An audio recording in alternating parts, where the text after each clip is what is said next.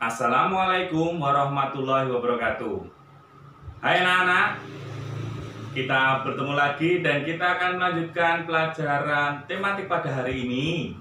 Dan bagaimana keadaanmu hari ini? Semuanya dalam keadaan sehat? Nah, marilah kita mengucap syukur pada Allah Subhanahu wa Ta'ala dengan membaca hamdalah atau alhamdulillah bersama-sama. Alhamdulillah. Segala nikmat yang kita dapat dari Allah Subhanahu wa Ta'ala, Tuhan Yang Maha Esa, harus selalu kita syukuri. Nah, pada kesempatan kali ini kita akan membahas tentang, masih di tema 2, kita akan membahas muatan IPS tentang pemanfaatan sumber daya alam. Kemarin kalian sudah mengetahui bahwa energi banyak berasal dari alam. Nah, kemarin kalian juga sudah mempelajari tentang sumber daya alam, yaitu segala sesuatu yang berasal dari alam yang digunakan untuk memenuhi kebutuhan hidup manusia, itu adalah sumber daya alam. Nah, pada kali ini kita akan membahas tentang pemanfaatan sumber daya alam. Sumber daya alam tadi, kenapa kita syukuri? Karena itu adalah ciptaan dari Tuhan Yang Maha Esa dan dimanfaatkan sepenuhnya untuk memenuhi kebutuhan hidup manusia. Nah, kita mulai dari yang terdekat dengan kita, yaitu kegiatan ekonomi di bidang pertanian. Nah, di sekitar kita banyak lahan persawahan yang digunakan sebagai lahan pertanian. Di situ manusia mengolah tanah, ditanami berbagai macam sumber pangan atau bahan pangan seperti padi, jagung, tanaman sayur-sayuran, dan lain sebagainya. Di bidang pertanian ini, itu kegiatan pertanian dibagi menjadi 3, yaitu pertanian sawah, tegal, dan pertanian ladang. Kita masuk yang pertama, yaitu pertanian sawah. Itu merupakan kegiatan pertanian yang dilakukan pada lahan basah. Hasil utamanya adalah padi. Biasanya kalau lahan basah ini banyak menggunakan irigasi dari air sungai atau pengairan dari sungai. Nah, selanjutnya yaitu tentang tegal. Pertanian tegal merupakan kegiatan pertanian pada lahan kering yang tidak terlalu membutuhkan air. Hasil pertaniannya berupa tebu, jagung, nanas, ubi, singkong, dan lain sebagainya. Biasanya ini ditanam di tegal atau di tegalan. Selanjutnya adalah pertanian ladang.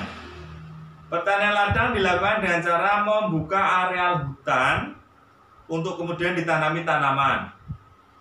Biasanya hasilnya adalah sayur-sayuran. Tapi ini sekarang sudah tidak diperbolehkan anak-anak membuka atau menebang hutan untuk dijadikan lahan pertanian. Sekarang banyak dilarang karena akan mengganggu kelestarian hutan dan habitat yang ada di hutan. Selanjutnya, kegiatan ekonomi berikutnya yaitu mengenai perkebunan.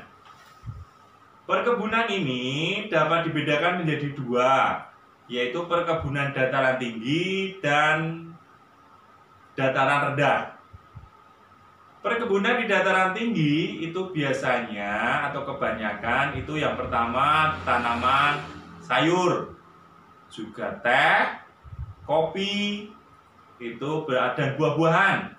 Cengkeh juga itu banyak ditanam di daerah dataran tinggi.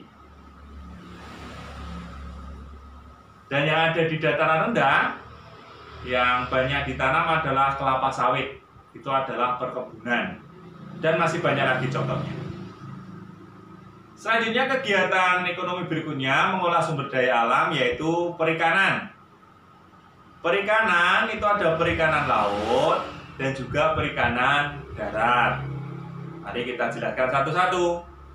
Perikanan laut yaitu mengambil hasil laut di lautan seperti ikan, udang, lobster, dan ada kepiting, ada cumi-cumi dan lain sebagainya. Ditangkap di laut.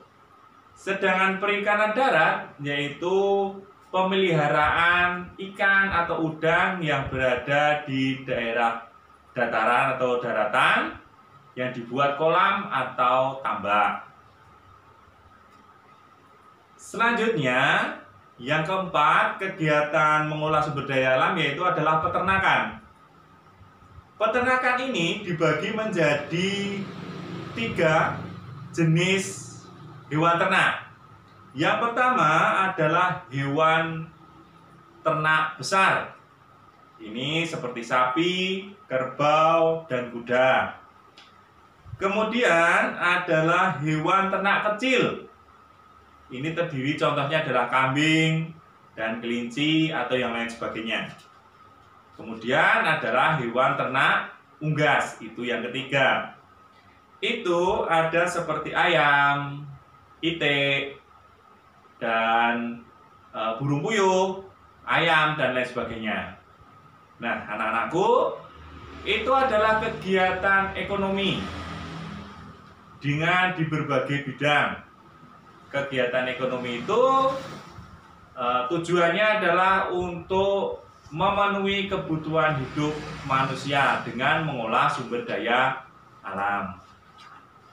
Cukup itu untuk hari ini tentang pemanfaatan sumber daya alam. Kalian bisa membaca itu juga di LKS-mu atau buku paket. Nah, nanti akan kita lanjutkan untuk tematik berikutnya. Ingat, tetap jaga kesehatan, patuhi orang tua, dan selalu semangat belajar walaupun di rumah. Kita ketemu lagi untuk pelajaran berikutnya. Assalamualaikum warahmatullahi wabarakatuh.